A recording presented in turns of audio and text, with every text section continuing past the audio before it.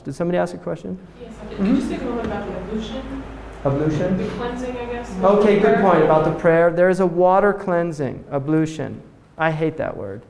I don't know where that comes from, ablution, ritual ablutions. It's a Latin word, but I just don't like it. It's Catholic, do you think? Is it? It's used in the Catholic Church. It is, isn't it? Yeah, I think that's where they got. It's always bothered me, that word. I just don't like the way it sounds. It sounds like something bad. Ablution. Brother, do your ablutions, right? There is a water purification, a ritual purification with water before you pray. You should use a small amount of water. It's not meant to waste water. It's actually encouraged to use a small amount.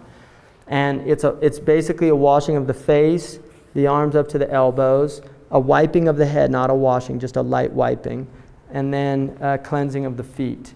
And the idea is to enter into a ritual state. All religious traditions have this idea of entering into a ritual state of purity before you go into the divine space. And that's the idea there.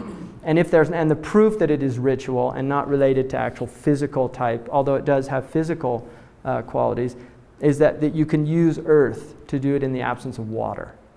So you use the earth. The Prophet Muhammad said that the earth was given to my community as a place of worship, the entire earth, that we can worship anywhere on the earth, and as a purification, that the earth is seen as a source of purification.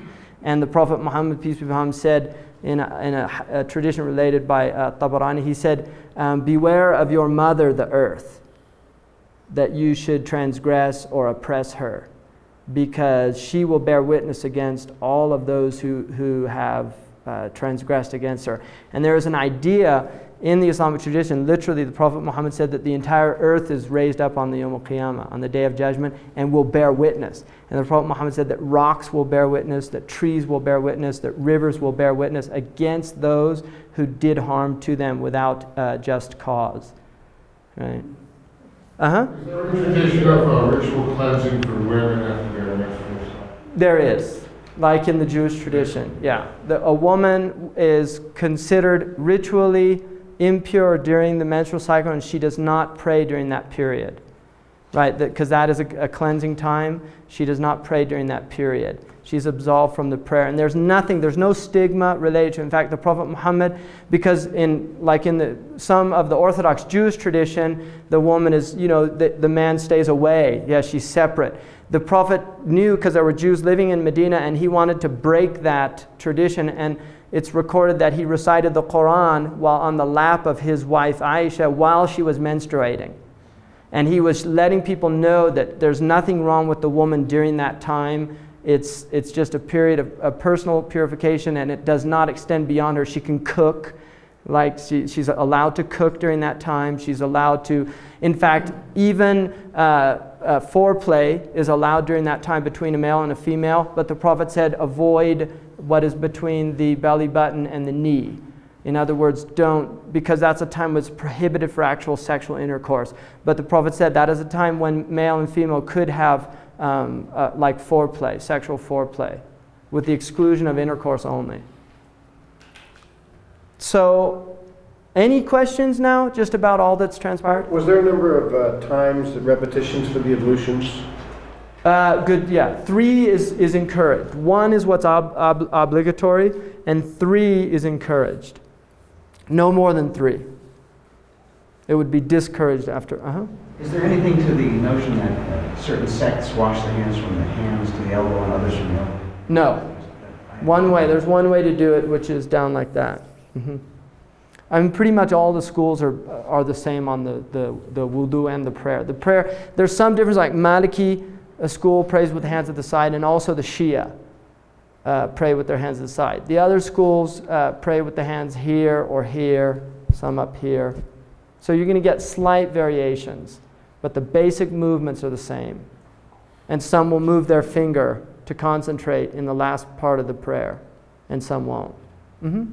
Do they do the left hand first and then the right hand? Right hand, always right to left. In the Muslim tradition, left, it's cosmological. Left, in Latin, sinistra is left, right? There's always this idea that left is kind of sinister. It's the bad side.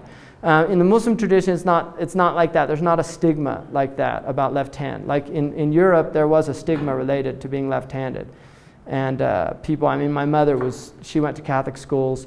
She was left-handed. She got the ruler until she learned to write with her right hand, which now we know is actually damages. That's one of the things that some people think are result in learning disabilities and things like that, because there's a confusion that takes place in the body as a result of that.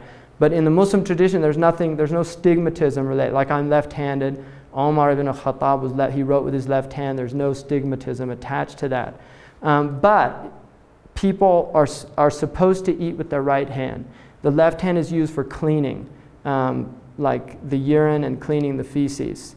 Right? So the right hand that's why you would never shake with your left hand. You would always shake with your right hand. So in Muslim cultures, the right hand is very important. And one of the reasons that the thief loses the right hand is it's when they break there's a deep breach of the social contract when a human being steals from another human being, and there is literally a severing from the society that takes place. So to lose the right hand is a very traumatic experience in the Muslim culture. Is there any linguistic parallel between the right hand, the word right, and the word law, as there is in a number of... Absolutely, yeah. Right, yameen, means, it's like an oath is called swearing, a yameen, right? I swear that this is true. You're swearing with the right. And also yuman is a good omen, and sha'am, which is related to the left, is a bad omen. So there is a cosmology involved in it.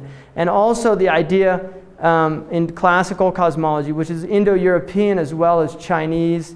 In the Chinese cosmology, the south is yang, which is over, and the north is yin, which is under. The same in the Indic, the Dravidian culture and the Indic cultures, that the word for south is in Sanskrit relates to over or above, and the word for north is under. And classically, maps were generally put the south on the top. And you will notice out there that Al-Idrisi's map puts Africa on the top and Europe on the bottom. There was a switch with the European cartographers when they kind of realized that there's some philosophical implications here, being under or inferior as opposed to being over and superior, and they literally switched the maps around. But the book that a lot of European cartography was based upon was the Book of Roger, which was done by Al-Idrisi for the Sicilian king of Sicily, Roger, and he had his maps with the south on the top, which is related to facing the east in the morning. So the back is called Gharb, or the unknown, which is west. The east is called the Mashriq, or facing the radiance of the sun. The south is called the right, like Yemen means the right. It's also the southernmost place in the Arabian Peninsula. And Shamal is from north, which is from Shimal, which means left. So north is considered left to the human body. In terms of, this is cosmological, in terms of cosmology. So the north would be under the south. And the Muslims traditionally did their astrolabes with the south the projection was from the south, looking up to the sky.